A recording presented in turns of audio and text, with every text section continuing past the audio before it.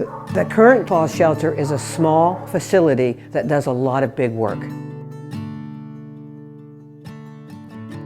With the small scope of its size, it does roughly 1,200 adoptions a year. And as a no-kill shelter, nobody's euthanized. We keep them until they find their forever home.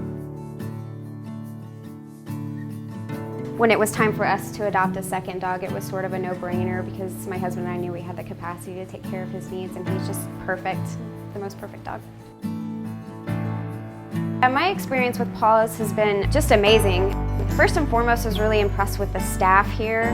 The huge amount of compassion and patience that they have to have every day to do this day in, day on end really impressed me more than anything. The animals here are very well loved and cared for. They don't go by numbers, they go by names, and so that's the number one thing that hit me. When I first contacted PAWS to be able to come here and volunteer, it was in order to be able to complete my daughter's Brownie project where she needed to do a community service. She had chosen with her Brownie troop that they would like to read to the cats. It would help encourage her reading skills or oral reading skills, as well as help socialize the cats. They need to have shelter, they need to have food and water, they need to have someone that can provide them with attention, love, care, and just general support. And in between there, they also need to make sure that they're healthy.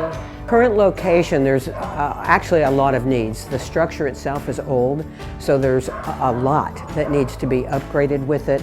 Everything from the metal gates for the dog runs that have worn down, rusted out, and in serious need of being replaced. The future site is a 38-acre tract of land in Henley, Texas. And it came about through the gift of a woman by the name of Shirley Alexander, so that we would have a place to be able to expand our efforts and touch the lives of more pets. PAWSfuturesite.org. Again, that's PAWSfuturesite.org, and that would keep a current running list of all of the things that we need for the future site.